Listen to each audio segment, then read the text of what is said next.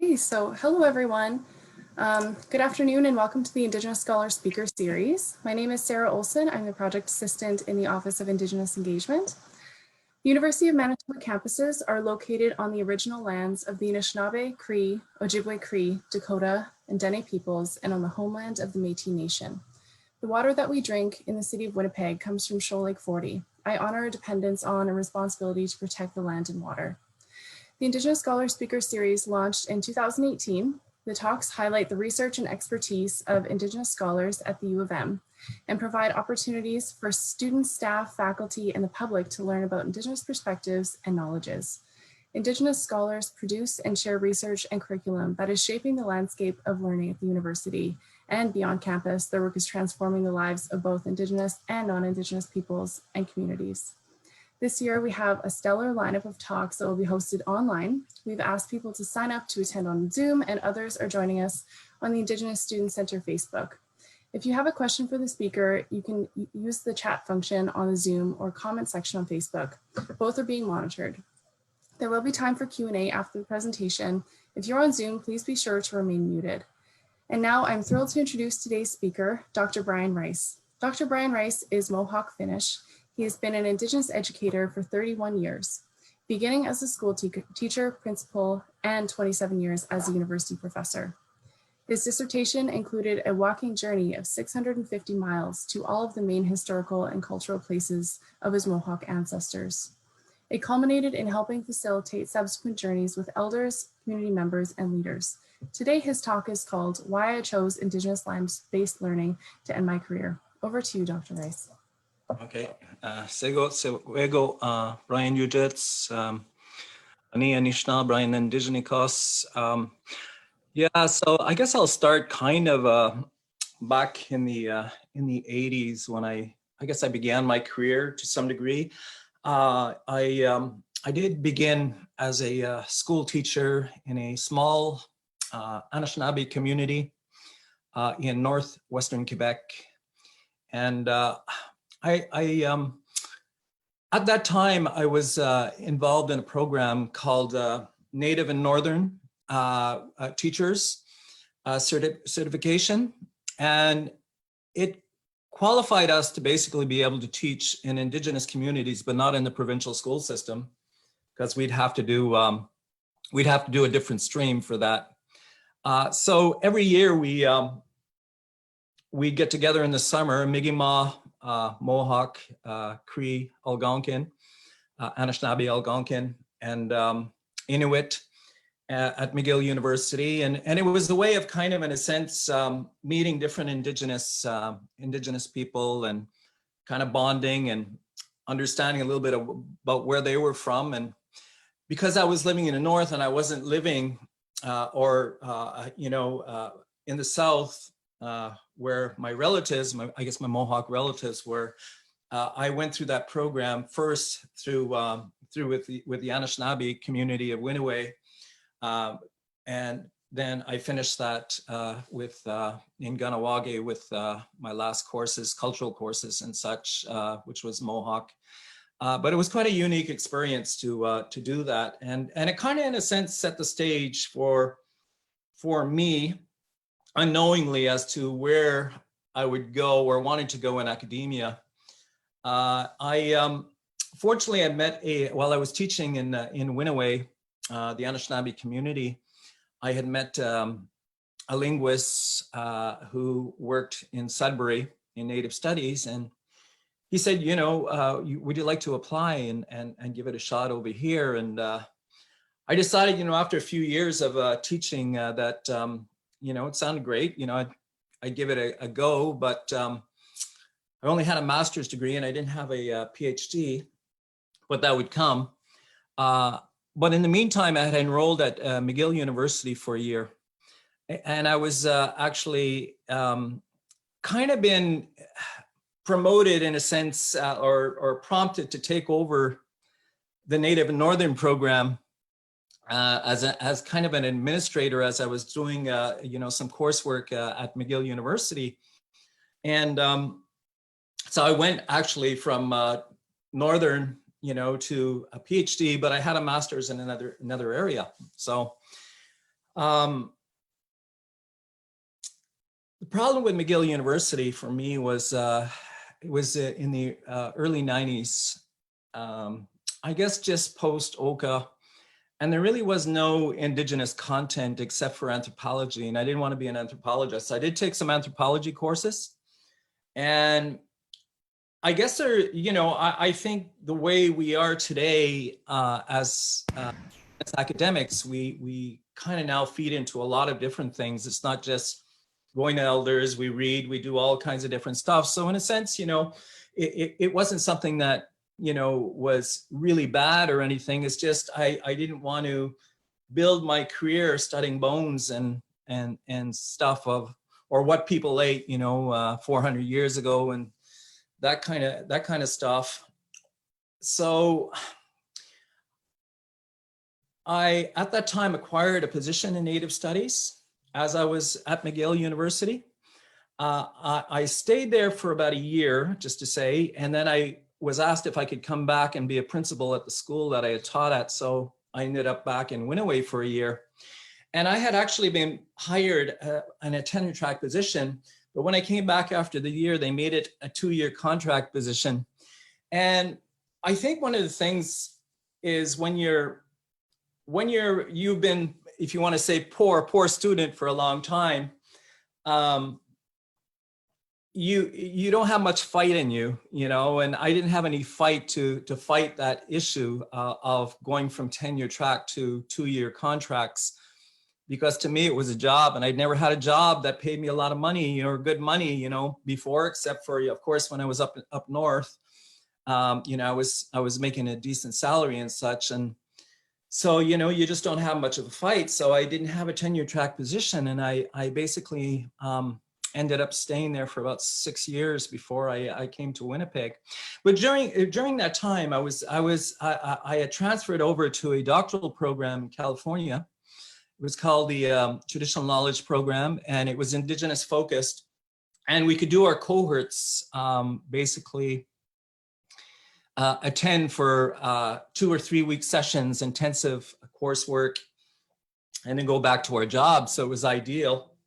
And I could always get somebody to cover for me, for the time I was away, because it became a requirement that I had a PhD in order to stay in Native Studies.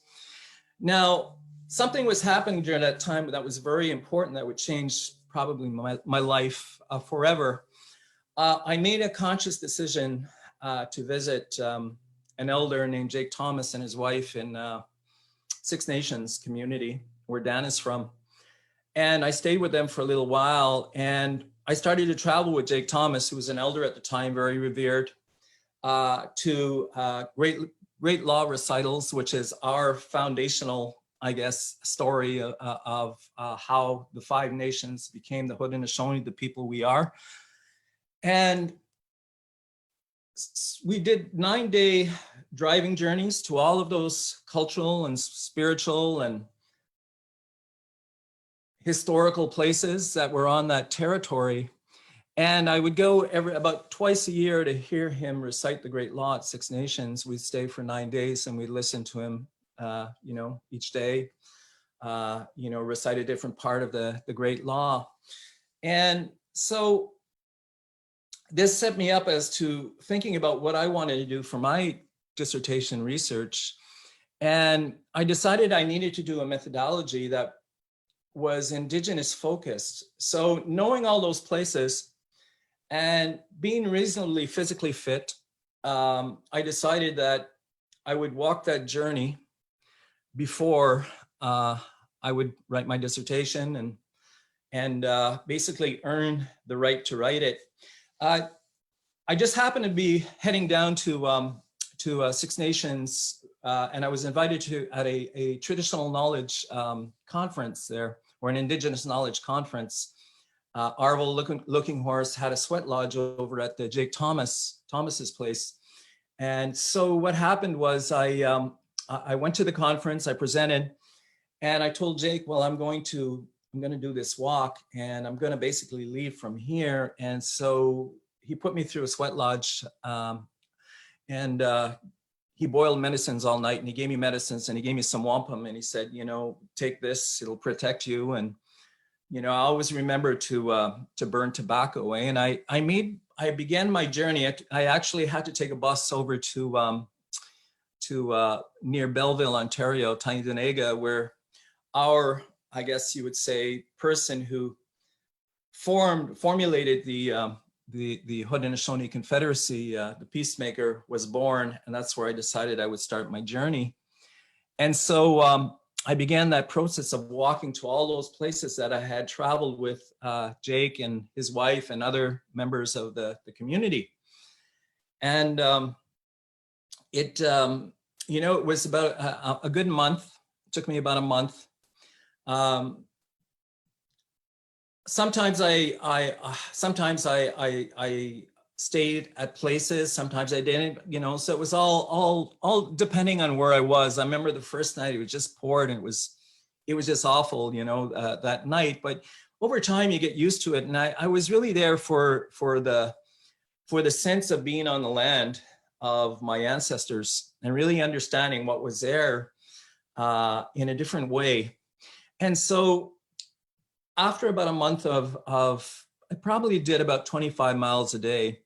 And then I take a break and, just explore what was around me and everything else. So it was good, 6 to 8 hours a day, I guess, of walking. I started jogging, and my knees kind of got a little tired, so you got to understand, it's 1992, and I was already in my 40s. So I wasn't, totally young man at that time.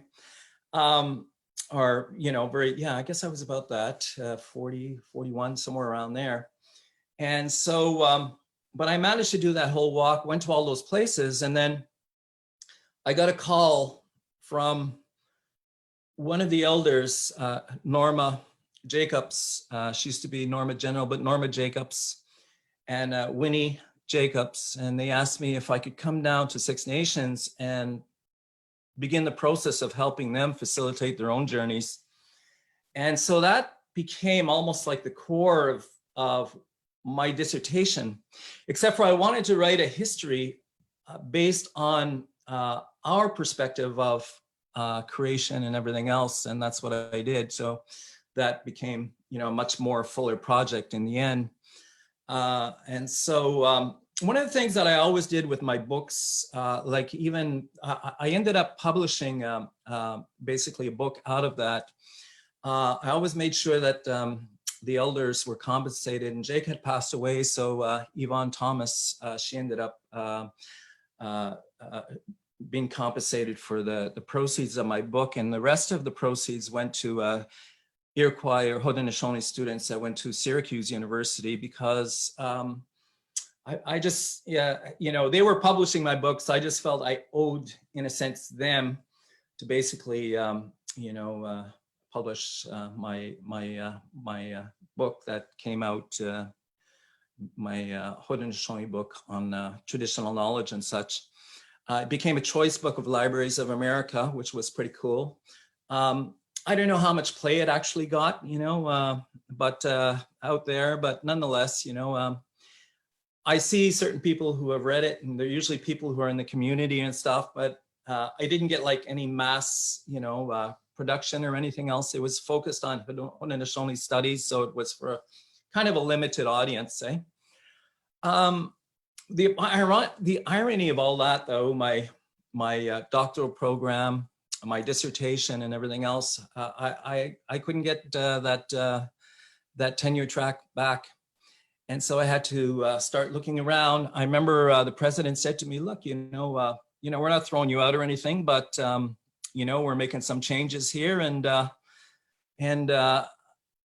if you can, we'll wait until you get another job. And that's how I ended up in Winnipeg.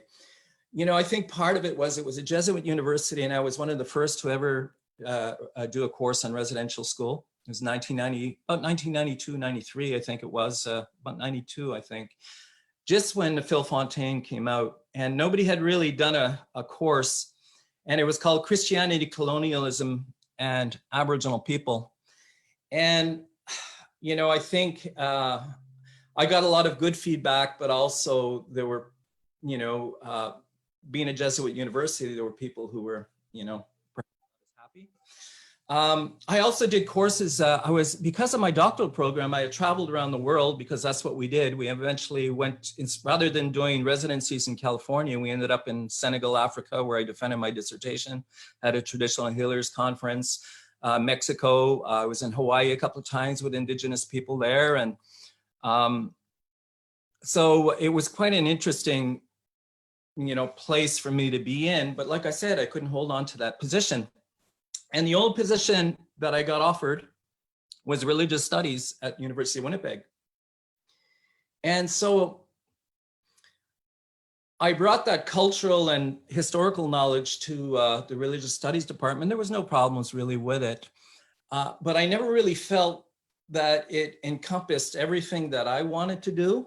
I mean, I didn't want to be like somebody's spiritual guru, and sometimes you end up in those kind of weird situations and that, and it was just sometimes not always comfortable, solely specifically dealing with cultural issues all the time. There's a lot of other things that I wanted to do, and I felt limited. And so I ended up at University of Manitoba for several years, running the Aboriginal governance program as director for a few years, which I loved. It was up in Saugeen. And I think we basically ended up graduating. I think it was 16 students in advanced degree in Native Studies and also a minor in Business Administration, I believe it was. And it was really great going up to the communities, different communities and stuff, and doing those types of things. But one of the difficulty parts of it is I could do a little bit of teaching, but I did miss, being back in the classroom.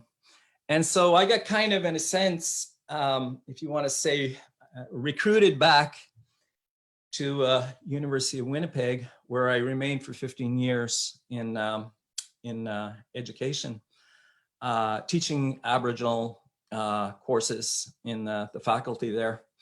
But of course, like everything, nothing actually works as planned. They threw me into grade 5 social studies with that. And I had to fight my way to get out of it because I didn't want to be a social studies teacher. That's not what my doctorate is about, and it's not what I do, and it seems to be a continuous fight, for me always, that I get thrown into these things that, I'm not aligned in or interested in that much.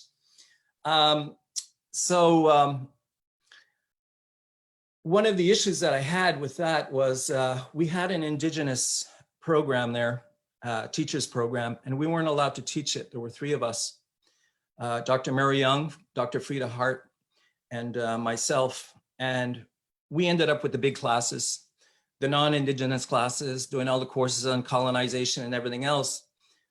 But we were prohibited from teaching in the KTEP program, which was the Indigenous program there.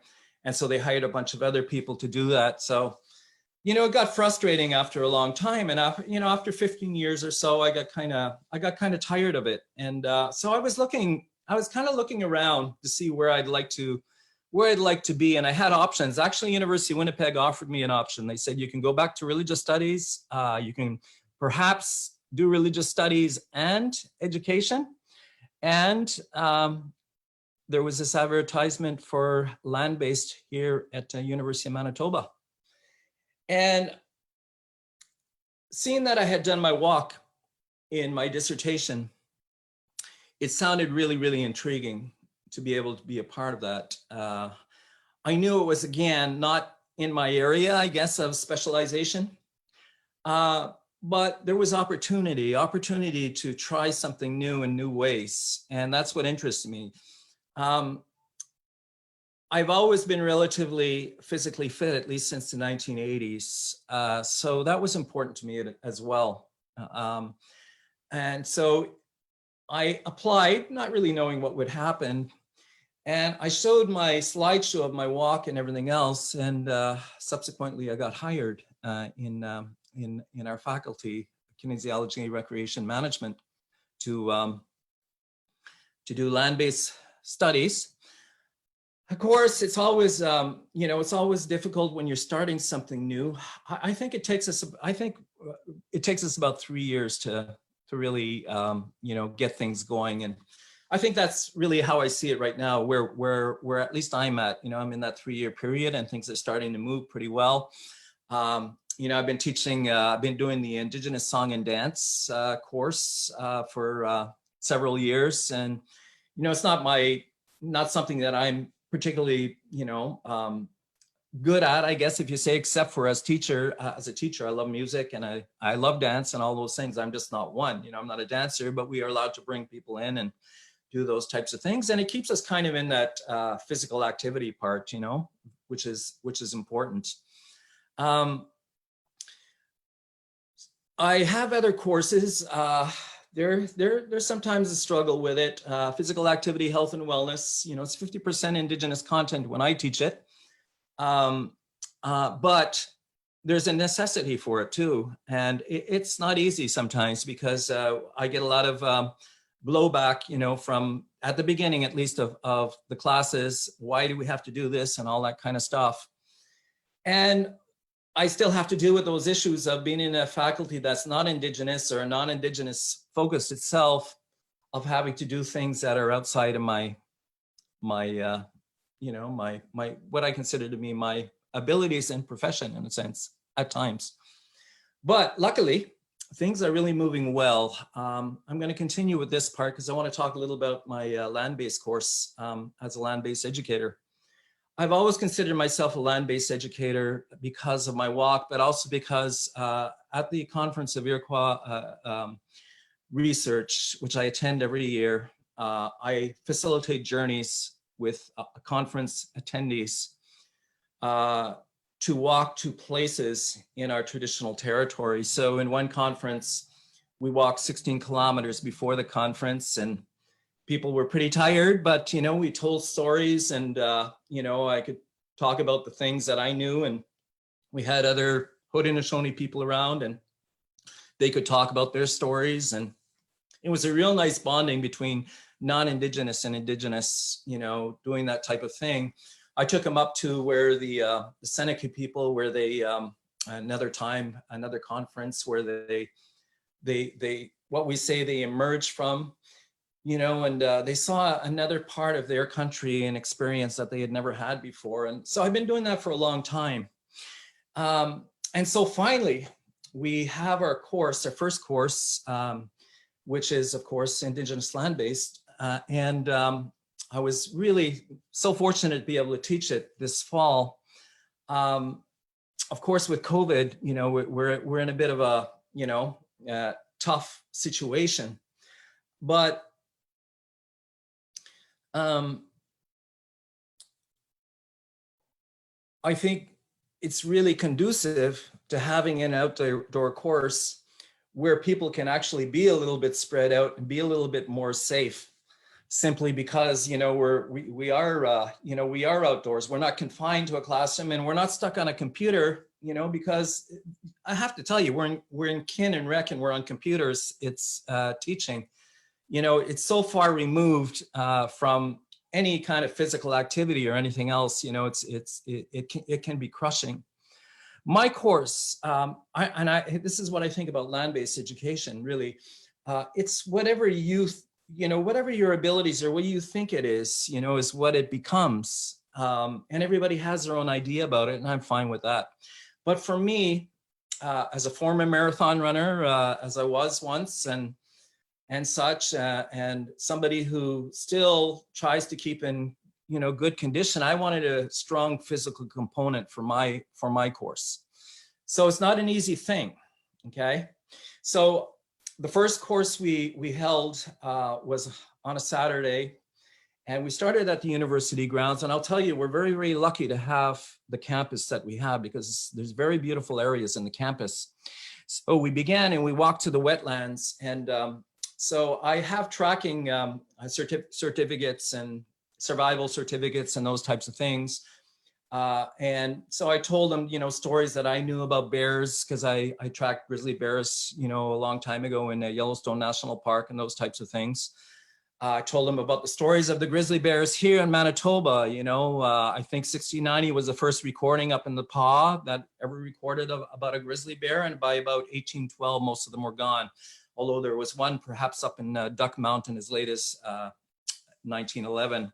But I told them about, you know, grizzly bear and animal, you know, the stories that I knew from my tradition. And I had James, a graduate student who was Cree from the north, and he talked a little bit about, you know, what he understood and such. And it was a great experience. So we walked through the wetlands and we went up into the agricultural lands where the sweat lodge was. And so I gave them a little bit of my knowledge of sweats that I had been a part of. And as a sun dancer who has done 4 years of sun dancing, it allows me to be able to do those things, but also because I've been doing it for a long time. It's you know, 30 over 30 years anyway, 30 something years, I guess.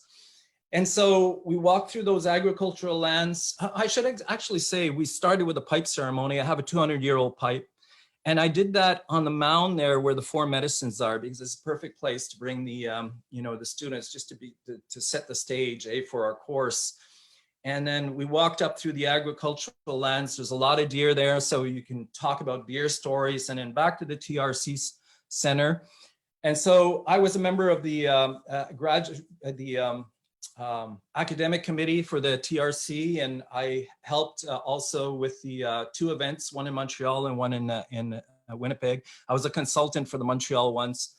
So I knew quite a bit about the TRC and that. So I, you know, told them what I knew, but there's also a very beautiful turtle motif right there. And so I explained about our understanding of the turtle and how and why we call it Turtle Island and those types of things. And then we walked over to Riel's house.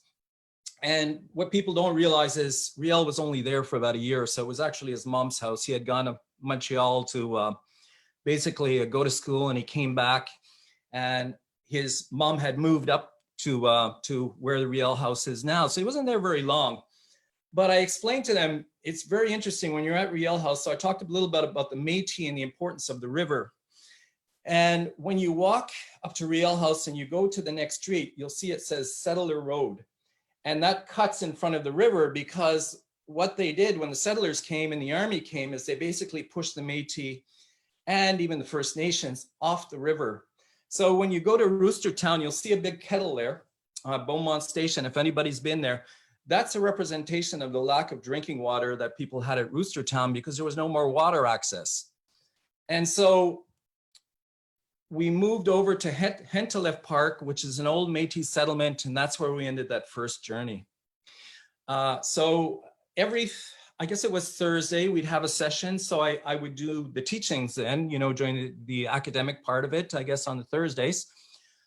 Except for one Thursday, basically we ended up, two students facilitated a canoe journey, a short one down the Red River with canoe safety as part of their, I guess that would be their,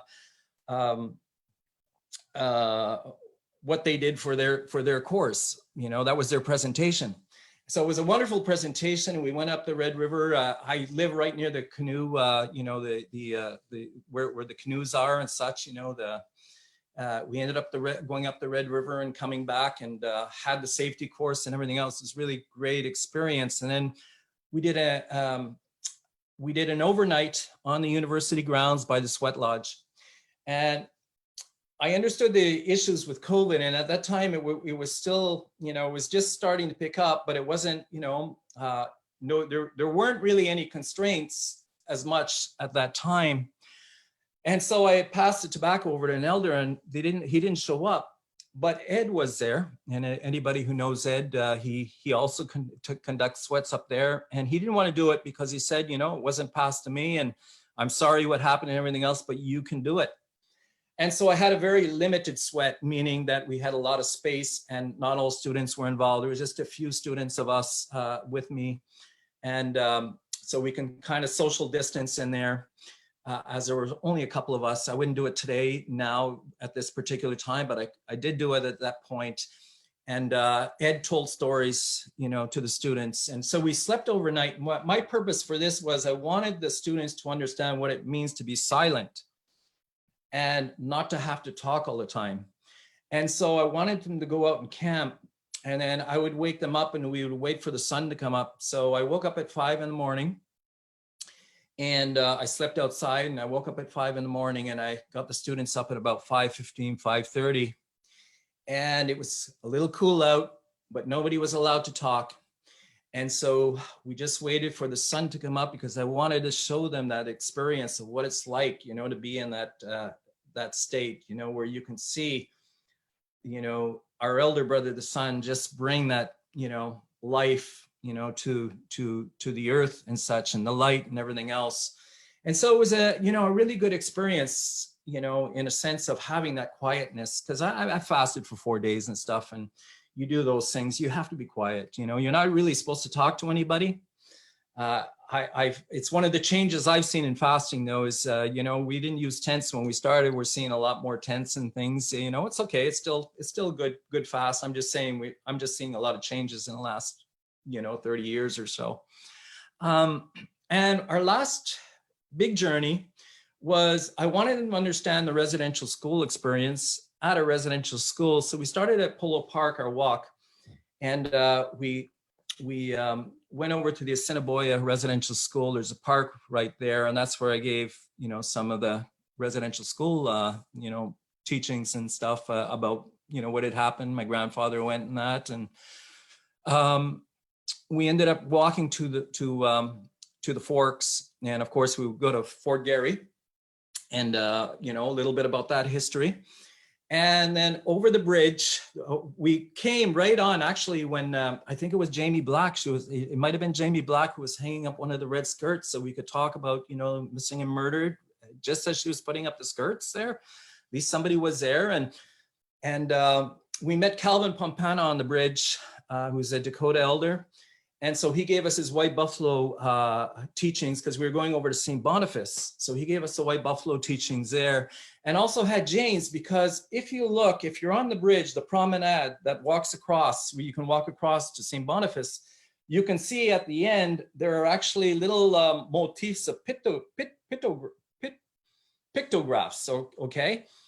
And they're on the side. So they were taken from Norway House.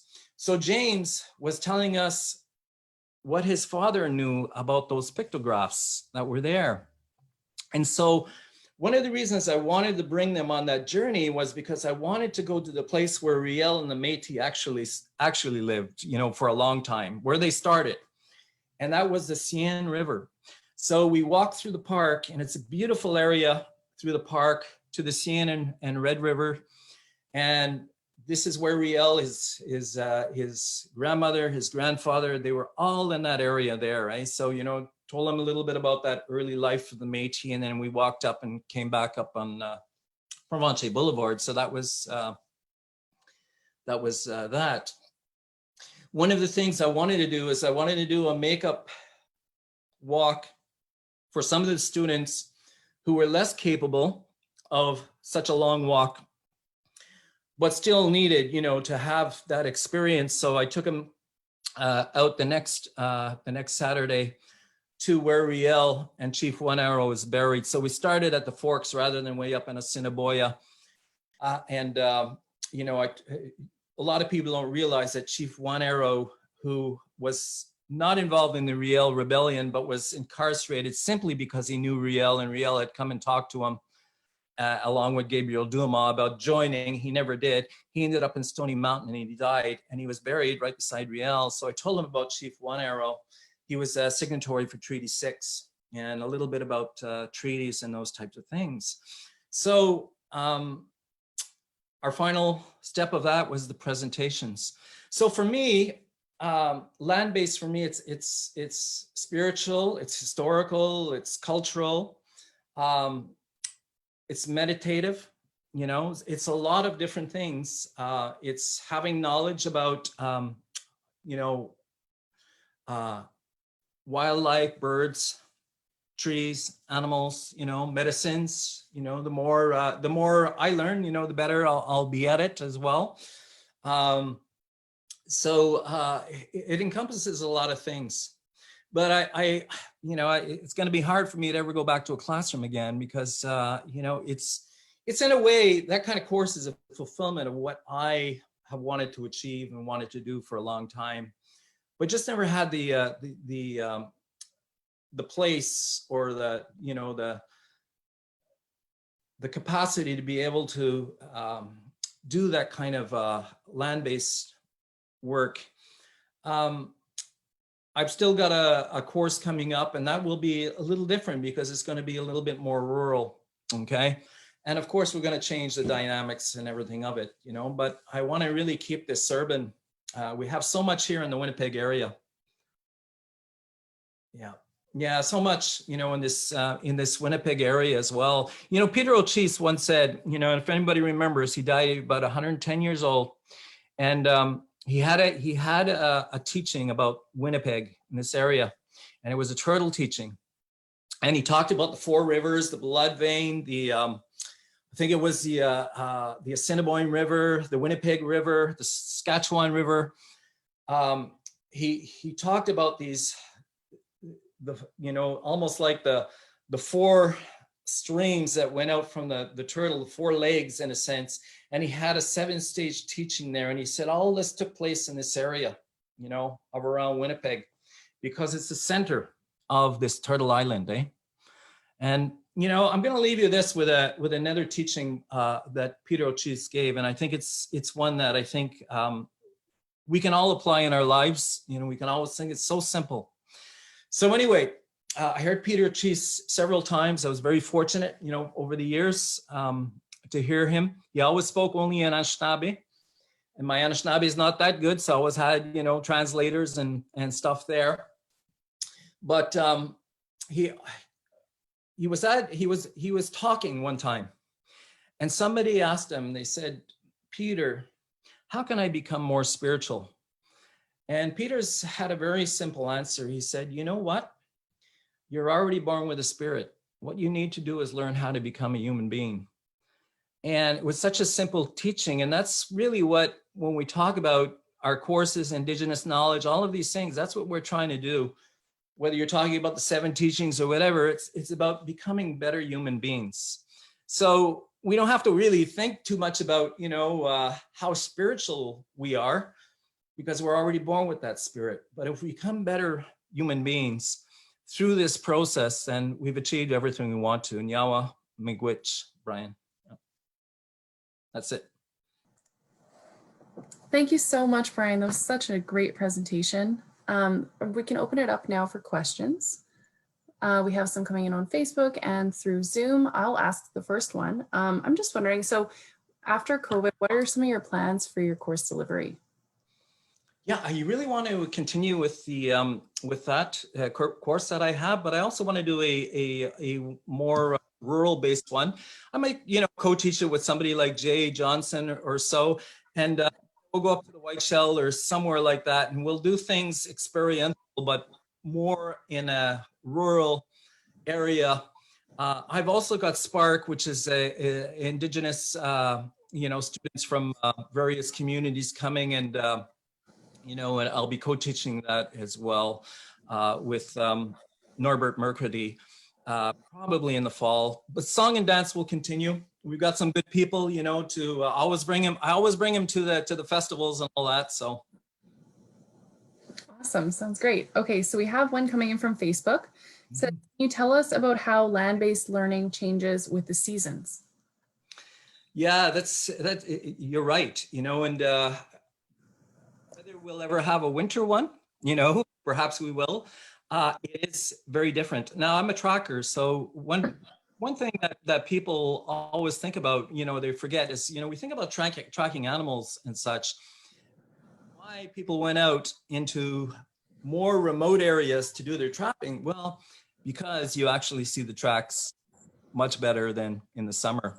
So there's a lot of different things you can do. I mean, you can build snow shelters and all kinds of different things like that. Fire, I can do a traditional fire with a bow drill. I can't do it with a hand drill. So there's things like that we can do.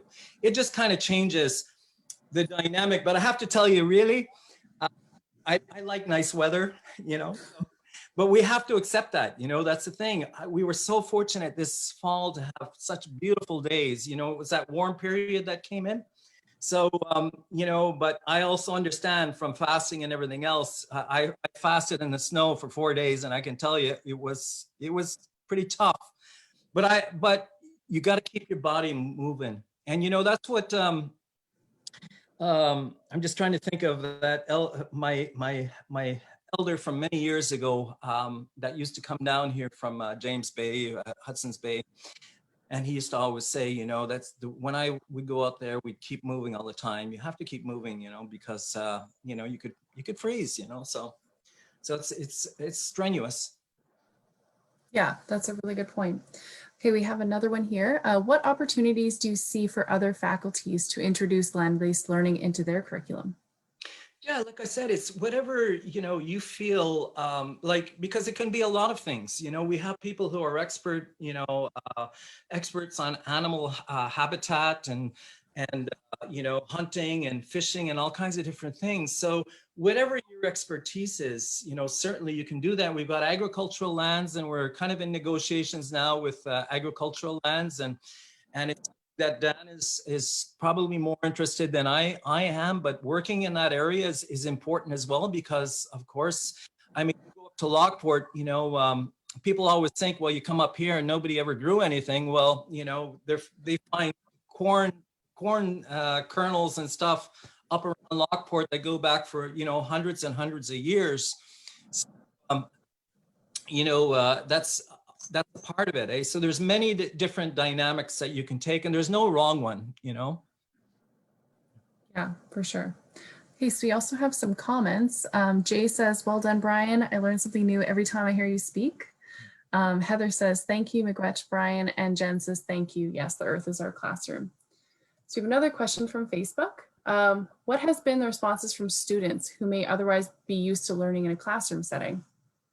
Yeah, really good response. They really loved it. I mean, you get the feedback, because you don't always get students, contacting you back and saying they love a course. It doesn't always happen. This one did. So that's how I know it worked. If the students didn't like it, maybe it doesn't matter. What I'd like to see is I'd like to see more Indigenous students, doing that. It was just a difficult situation because of COVID. Just getting people to come in, and also because it's a first timer. So a first timer is always, you're still working out the kinks. It's going to take a couple of years before everything really settles down, because there's so many different things. People don't. We've got a burial mound here, St. James, that is maybe goes back to the year 1200 or so. It's a giant burial ground. It's in a field. Nobody knows about it. I went with Calvin. We did some ceremonies up there. There are things in the city that people don't even realize what is here, right? Wow, that is interesting. Okay, we have one here from Bryden. Are there any land-based educational programs that you have worked with or know about that have been successful, urban or rurally, in Manitoba, that are outside of the university? I'm not an expert on that, but we did have a symposium where we had land-based educators, all from this was last summer, from many communities. I forget, Jay knows how many communities there were, and they basically all had their chance to be able to talk about their land base. So yeah, there's a lot of things going on out here for sure. Almost every community is starting their own form of land-based education. That's a certainty. That is really great to hear. Does anyone else have any questions? I think we have one. So just curious about, so with your course, how do you evaluate land-based learning when you're marking students? Yeah, so what I've wanted was, I wanted them to do a journal, because it's a deep thing, a journal. I didn't want it to be anything. I wanted a nice kind of something intuitive, something that you really have to use your mind in terms of what you're experiencing and everything else. Nothing, that too personal, but still to do a journal. But what I mostly, because we're on COVID, we can't do the things that I would like to do outside. So I would have had people, build shelters rather than, show us about shelters and stuff. But that's the only way we could do it with COVID, because we just, don't have we're in a bad situation right now for doing that part of it. So yes, I had to evaluate. We did presentations for one full night, but we did do a couple of outdoor ones where we could. Okay. Thank you for answering all these questions. If there aren't any more, did you have any final thoughts you wanted to share with us?